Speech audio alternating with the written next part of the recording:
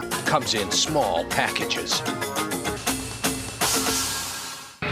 Well, there's no denying that Sean McCully, to use the weightlifting colloquialism, is buffed.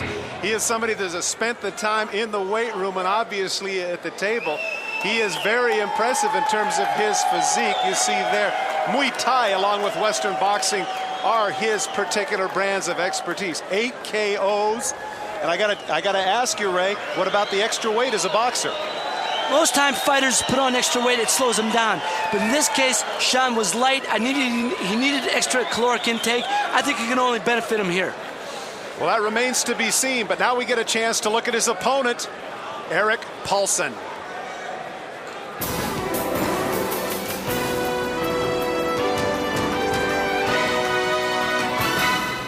Erik Paulson is a practitioner of Jun Fan, the original art made famous by the late Bruce Lee. In addition, Erik has extensive backgrounds in jiu-jitsu and the Filipino systems. A native of Los Angeles, Erik is the #1 ranked light heavyweight of the Japanese Shoot Wrestling Association, where he has been undefeated since 1992. For this event, I'm going to be a lot more aggressive, a lot meaner, and I'm going to go in there to do one thing, and that's win. In addition to his career as a fighter, Erik applies his combat skills in Hollywood, where he frequently works as a stuntman. Erik Paulson originally was an alternate for this particular competition, but despite alternate status, he has to feel pretty good about himself because he has defeated 2 of the people of the competition, including the first match man, Ben Drykers. Jun Fan has mentioned a derivation of the famous Bruce Lee's particular discipline, and that #1 ranked light heavyweight Japanese shoot wrestling contender, that is no fluke. Now I have to ask you the question as he pulls off his top, Ray, is the hair going to be a problem? He's got it there in a bun in the back, but is that going to be an issue? Well, I think so, because you're allowed to pull hair, and if it was hanging down, it would be a disadvantage against him, absolutely. Okay. So you get a chance to look at the tail of the tape once again. Hard to see if there's a major advantage, although I would say it's a very different 185 pounds on the 2 individuals. Erik Paulson with a 4-inch height advantage, which probably will mean nothing once they hit the mat. Come here.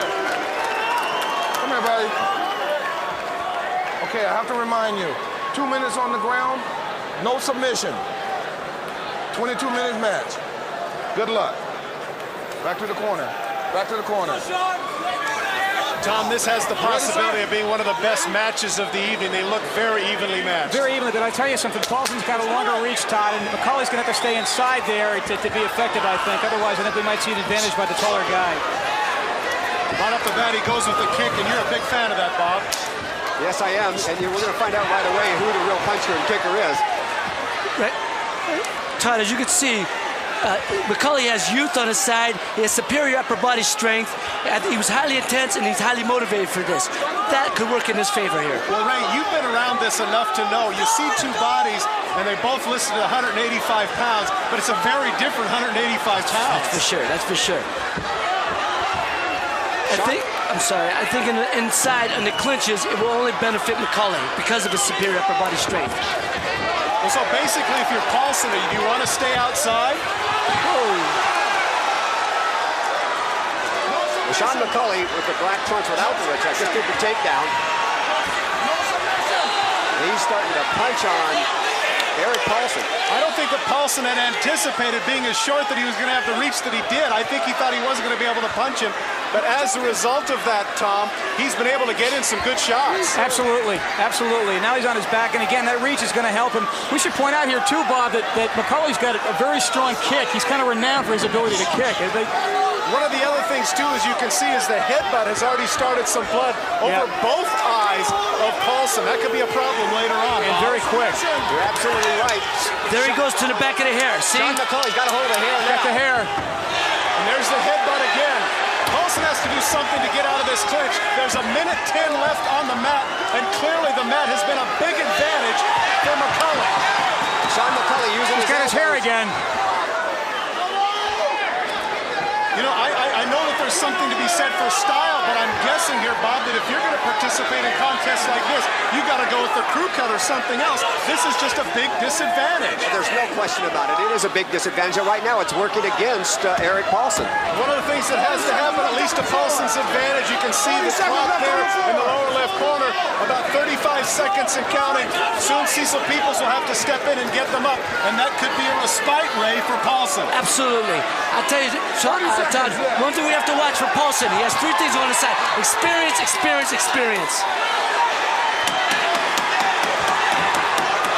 Well, he's got him in a bad spot now. Well, he's got a bad spot. Experience may be fine, but now he gets his face off. No submission. Cecil Peoples with his eye on the clock, knowing that they're going to have to come up. Now, there was a spot where Erik Paulson needed to roll, and if he'd have rolled, he'd have had his leg around the head of Sean McCully, but he didn't know to do that. Well, now they have to come up. Now they have to come up.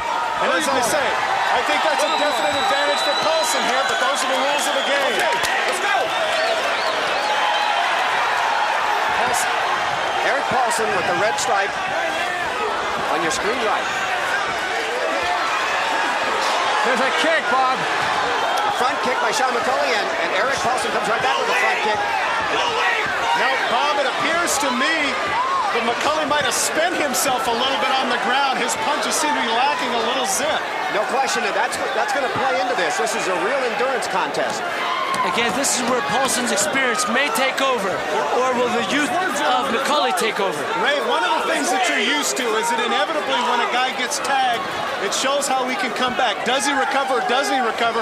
And it appears here that Paulson has recovered a little bit, hasn't he? If his body's in shape, it'll recover rather quickly. But some of the punches and some of those kicks were devastating that McCully was delivering. Paulson certainly has more experience standing up, huh, Bob? I mean, it would certainly seem to me that if he can stay on his feet, he's going to have the advantage in this thing. Well, we talked about the fact that Paulson got a respite. It seems to me that right now in the clinch, that McCully has taken a little bit of a breather. Absolutely, and again, that's what Paulson needs to do, is to keep the pressure on Sean McCully, because he should be the better man in the grappling side. You can see the experience now from Paulson. He's grabbing the back of the trunks, keeping his elbows on his side, coming out with the knees. All right, now this is a big advantage because Paulson's in the mounted position. And there goes the inexperience of Sean McCully. He's giving him his back, and that could be very dangerous for Sean McCully. You heard Cecil Peoples say no submission. The match cannot end with a submission, with a choke. And so as a result, you see Paulson now dominating the competition. McCully has to make an adjustment. Paulson is very tired right now. If he doesn't finish him here, both guys are very spent. I think they have to. Paulson has to deliver the final blows here. Well, McCully clearly is not doing anything. He's just trying to fend him off. He needs to get up. He needs to do something. Now, Erik Paulson just knocked out Sean McCully's mouthpiece. He's going to try and wait out the storm here, it looks like. We got a special eye camera here to give you an up-close look of the aggression. And right now, clearly, it's all Paulson. This has been two different matches, Bob. Absolutely. McCully can't stay on his back, or he's going to lose his fight. Here we go. And that's what happened. That's exactly what happened.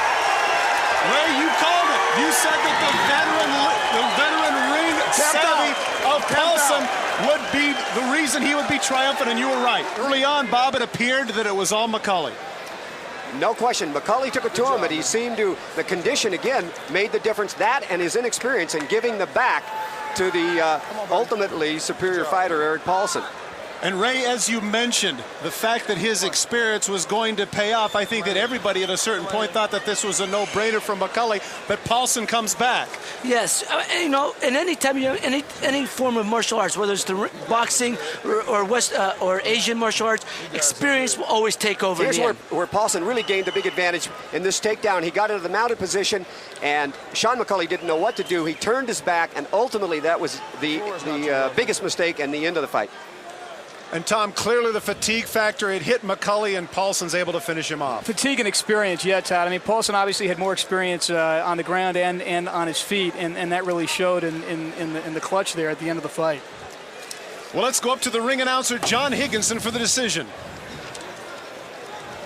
Ladies and gentlemen, the winner of the first fight in the Strikers division with a time of 5 minutes and 17 seconds, winning by a submission from Los Angeles, California, Erik Paulson.